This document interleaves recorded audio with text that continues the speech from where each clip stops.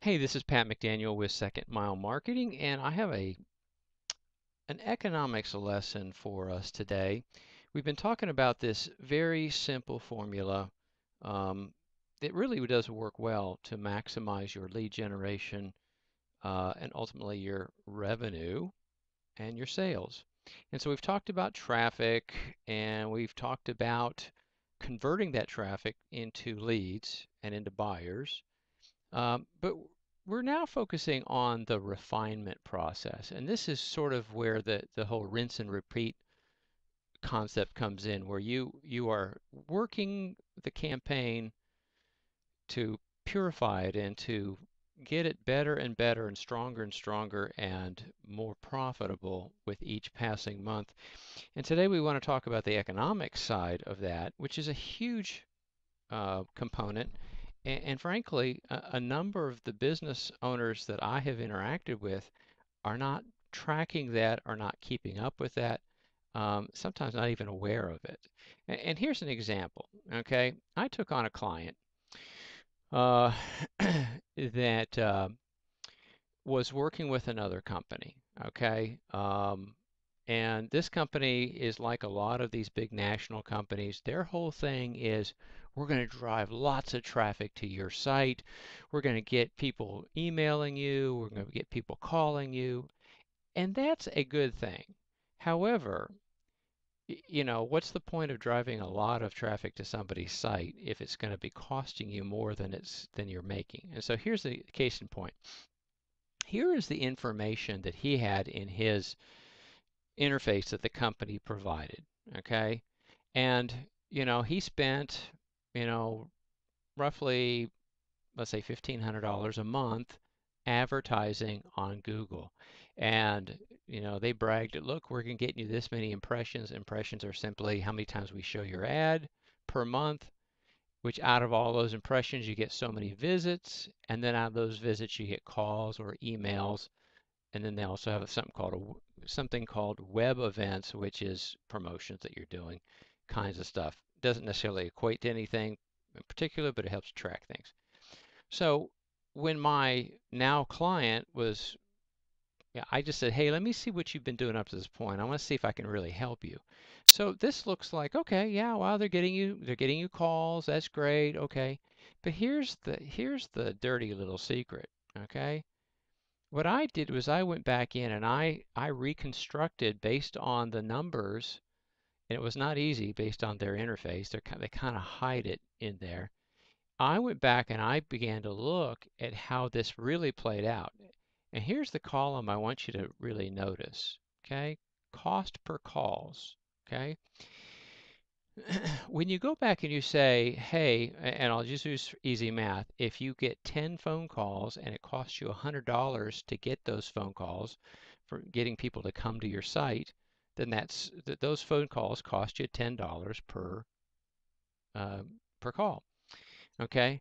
When we went back and I went back and looked at these numbers, my goodness, what he was spending, uh, his average gross profit, how much he actually made after paying his direct expenses to go out and service a particular client was roughly $150.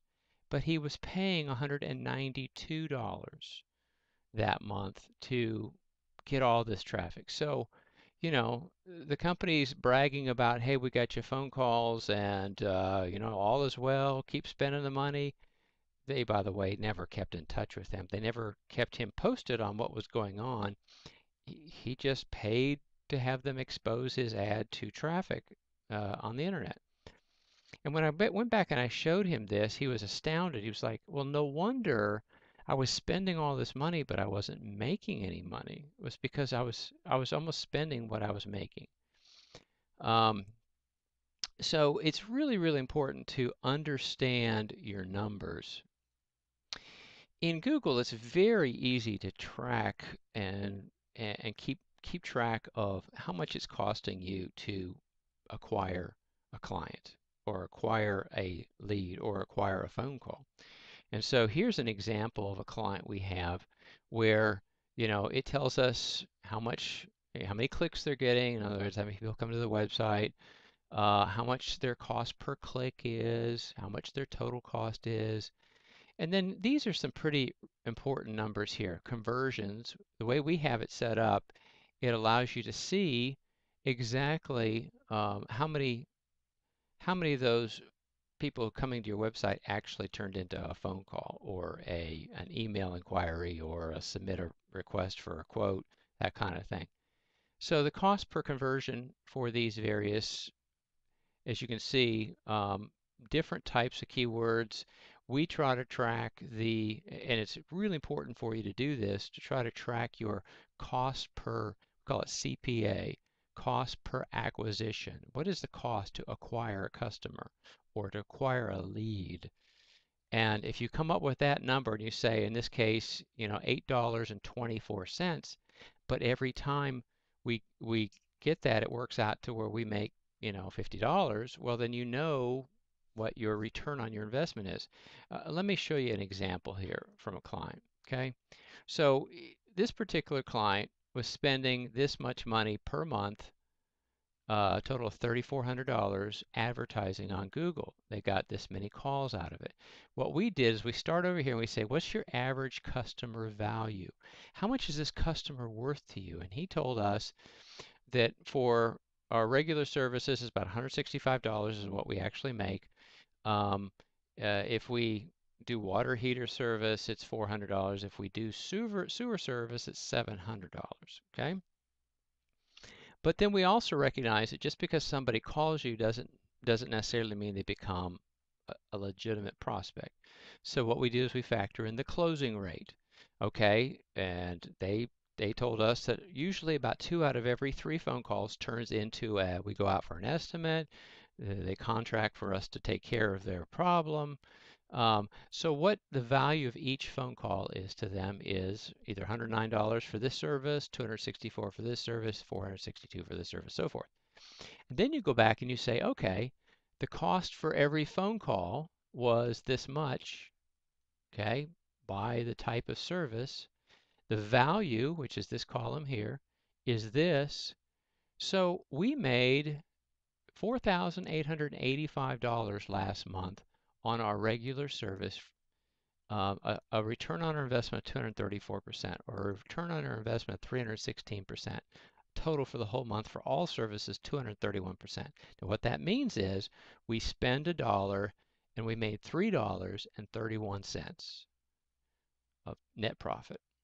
So you got to track those numbers, because then over time you can continue to expand that and improve that, because you can continue to drive your costs down.